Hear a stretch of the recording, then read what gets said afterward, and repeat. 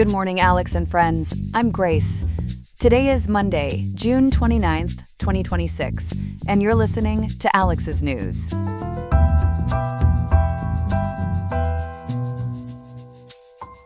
Today in Riverside, we're expecting a high of 79.2 degrees, with the low dipping down to 61.3 degrees. As we get into the headlines, we're examining the complex situation as the United States and Iran navigate their fragile standoff. We will also dig into the factors driving the loss of Affordable Care Act health insurance for millions of Americans across the country. Beyond those major reports, we have a variety of other stories to cover that you will not want to miss. We will be discussing the implications of these developments and what they mean for the broader political and social landscape. All this and more is coming up on Alex's News. Stay tuned. Good morning, everyone. We're tracking a dangerous standoff between the United States and Iran, centered on the Strait of Hormuz. For the latest, we're joined by reporter Ethan. Ethan, where do things stand right now? Good morning, Grace. As of today, June 29th, both nations appear to be in a fragile pause. U.S. officials have indicated that Washington and Tehran will, quote, stand down, end quote, for now, to let commercial ships move freely through the waterway. The catch is that we haven't gotten official confirmation from Tehran yet, so it's a cycle of military exchange and very shaky diplomacy. Let's back up. How did this latest round of fighting actually start? It really kicked off on Thursday, June 25th, just 4 days ago. That's when a suspected Iranian drone hit a merchant vessel off Oman. Then things spiked again 2 days later, on Saturday, June 27th. U.S. Central Command, which we call CENTCOM, reported that an Iranian attack targeted the Kiku, a Panamanian-flagged tanker carrying crude oil for Qatar's state-run energy company. And is everyone in agreement that Iran was behind that tanker strike? Not entirely, and that's an important nuance. U.S. officials are attributing the attack to Iran. But reports from the Macau Post-Daily note that formal confirmation hasn't come from the vessel's operator, the Panamanian government, or from Qatar Energy. So Washington is pointing the finger, but the other parties haven't publicly backed that up. It matters because the U.S. used that attack to justify what came next. Right, so what did the U.S. do in response? In response to what officials called continued aggression against shipping, CENTCOM launched strikes late Saturday against 10 Iranian military targets. According to NPR, those targets included communication systems and surveillance infrastructure, air defense sites, drone storage facilities, and mine layer capabilities. So it was a fairly broad package, clearly aimed at degrading Iran's ability to threaten ships in the Strait. And I imagine Iran didn't let that go unanswered. They did not. Iran's Revolutionary Guard responded the very next day, Sunday, June 28th, with drone and missile attacks on Bahrain and Kuwait. Both NPR and CNN have been reporting on the impacts. In Kuwait, air defenses intercepted 2 ballistic missiles, and there were no injuries or damage reported. So Kuwait essentially dodged that one. What about Bahrain? I understand it was hit harder. That's right. In Bahrain, munitions struck a residential building in the Muharraq Governorate. It destroyed the top floor of an 8-story building and blew out windows. Now, the Bahraini Interior Ministry was careful to clarify that the building was not near the headquarters of the U.S. Navy's 5th Fleet. That detail matters because people immediately wonder whether American forces were the target. Were there any casualties from these strikes? Yes, sadly. Qatar's Interior Ministry reported that one Qatari citizen on a vessel was killed by shrapnel, and another Arab resident was injured during the operations. On the American side, U.S. officials told CNN and CBS News that strikes aimed at U.S. military sites in the region failed to reach their intended targets. So there were no American casualties and no damage to U.S. facilities. Now, I understand there was a peace framework in place before all this. What happened to it? There was, and the fighting has badly jeopardized it. We're talking about a 14-point memorandum of understanding signed on June 17th, so just under 2 weeks ago. According to the BBC, that agreement called for an, quote, immediate and permanent termination of military operations on all fronts, end quote. It also set a 60-day window to resolve some very thorny disputes between the two sides. What kind of disputes were they trying to settle in that window? Several big ones. The removal of a U.S. blockade on Iranian ports, sanctions relief, and the future of Iran's highly enriched uranium stockpile. And, crucially, shipping arrangements in the Strait of Hormuz. Under that deal, Iran agreed to use, quote, best efforts, end quote, for the safe passage of commercial vessels without charge for 60 days. So you can see how the recent attacks directly undercut that promise. The strait keeps coming up. Why is it such a central flashpoint?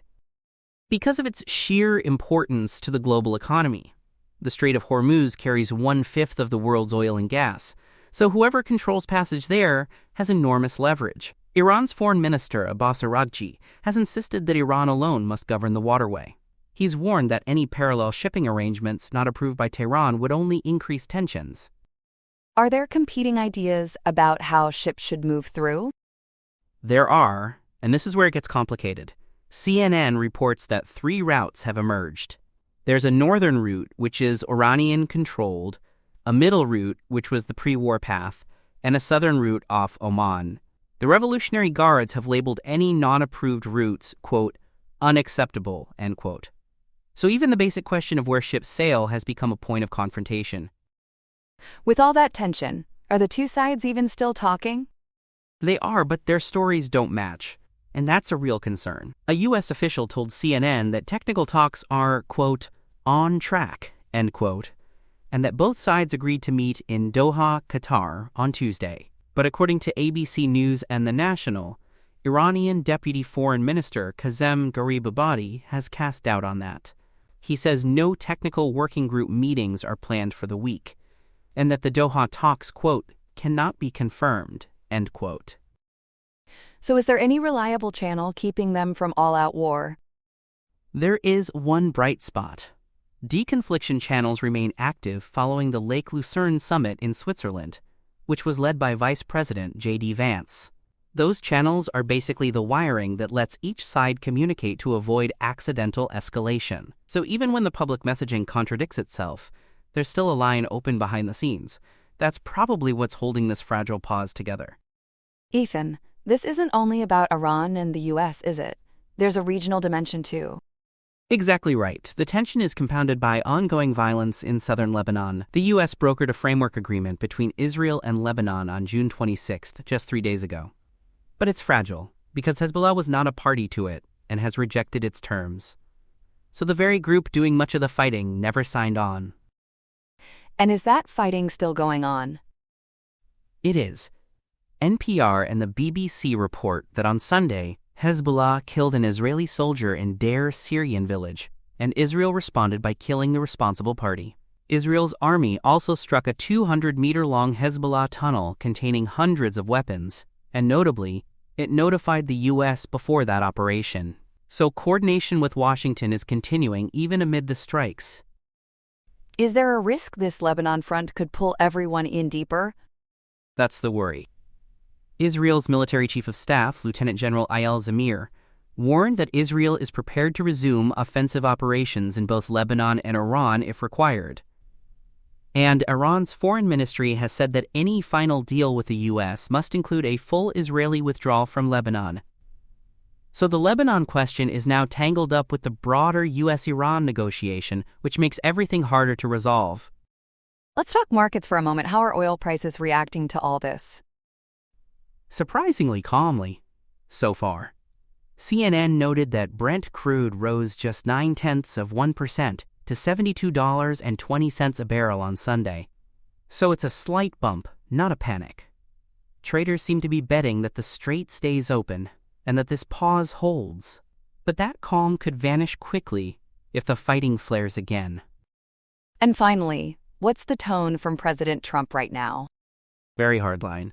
President Donald Trump has taken to social media, accusing Iran of violating the ceasefire. He warned that if the U.S. is forced to, quote, militarily complete the job, end quote, then the Islamic Republic of Iran, quote, will no longer exist, end quote. So the rhetoric is escalating even as officials talk about standing down. That gap between the threats and the diplomacy really captures where we are this morning. A genuinely tense and fast-moving situation. Ethan, Thank you for walking us through all of it. My pleasure, Grace. We'll keep watching those Doha talks in the Strait closely. Good morning. Our next story is about a big shift in health coverage across the country. Millions of Americans appear to be losing insurance after enhanced subsidies expired this past January. Our health reporter Chloe has been digging into the numbers. Chloe, welcome. Thanks, Grace. It's a striking picture. As of today, June 29th, federal data and outside analyses show a real contraction in the Affordable Care Act marketplace. The enhanced premium subsidies expired on January 1st of this year, and the effects have been swift. Millions of people who once had coverage simply don't anymore. So let's start with the hard numbers. How many people have actually dropped off? According to the Associated Press and data released on June 26th by the Department of Health and Human Services, marketplace enrollment fell 13% year over year. It went from 22.1 million people in February of 2025 to 19.2 million in February of 2026. And if you compare it to the 2025 record high of about 24.2 million plan selections, International Business Times says the drop is closer to 5 million people. So depending on your starting point, the decline looks either steep or staggering. That's a wide range. What happened right after the subsidies lapsed? The immediate hit was severe. Families USA calculated that nearly 4 million people dropped their coverage between January and February of this year alone. And here's the key detail, Grace. These figures reflect the market after the grace period for unpaid first bills expired. So many folks actually selected plans during open enrollment, but then walked away once those higher bills showed up in the mailbox. So people signed up, then bailed, when the cost became real. What do forecasters expect from here? It could keep sliding. The Kaiser Family Foundation project's enrollment might bottom out around 17.5 million, or even 16.5 million. That lines up with a Congressional Budget Office estimate of a 25% market contraction, with the CBO projecting average monthly enrollment of about 16.9 million for this year. The Commonwealth Fund and the Urban Institute expect 7.3 million people to leave the marketplace altogether, with roughly 5 million of them becoming uninsured. Is any one group being hit harder than others in those projections? Yes. Adults aged 19 to 34 are expected to account for nearly half of that increase in uninsured individuals. That matters a lot, because younger, healthier people are exactly who insurers need in the pool. When they leave, the math gets shaky for everyone who stays. We'll come back to why that's so worrying. Let's get to the why. There seem to be two very different explanations here. There are, and the divide is sharp. On one side, analysts from KFF, Georgetown, the Urban Institute, and the Commonwealth Fund point to what they call a price shock. The pandemic-era premium tax credits, originally introduced by the American Rescue Plan in 2021 and extended by the Inflation Reduction Act, simply lapsed. KFF estimates the average annual out-of-pocket premium for enrollees rose 114%, jumping from about $888 in 2025 to $1,904 this year. That's more than double. What about people who earn a bit more? For those over what's called the subsidy cliff, it's even worse. The Urban Institute and Commonwealth Fund found premiums surged from roughly $4,400 to $8,500. And in Virginia, Healthcare Navigators reported some families saw their monthly premiums jump from $50, or even free, to between $500 and $600. So you can see why somebody would look at that bill and just give up the plan. And the government has a different take, right? It does.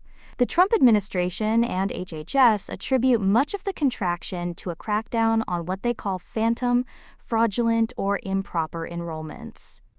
Administration officials estimate these peaked at 5.6 million people in 2025. They claim integrity measures removed or blocked roughly 2.9 million ineligible enrollees. So when they're telling this isn't people losing coverage they needed, it's the system cleaning out enrollments that shouldn't have been there. How do independent experts respond to that argument? Cynthia Cox, vice president and director of the ACA program at KFF, pushed back directly. She told the Associated Press that, quote, real people lost their health insurance coverage, end quote. And she pointed to a KFF survey that found 9% of the previous year's enrollees had become uninsured. So the experts aren't saying fraud cleanup played no role, but they argue the bigger story is ordinary families priced out by costs that doubled overnight. Who are these real people? Who's most affected? The loss has been particularly acute for gig workers, farmers, ranchers, and hairstylists. People who don't have employer-sponsored insurance. These are often self-employed folks who rely entirely on the marketplace.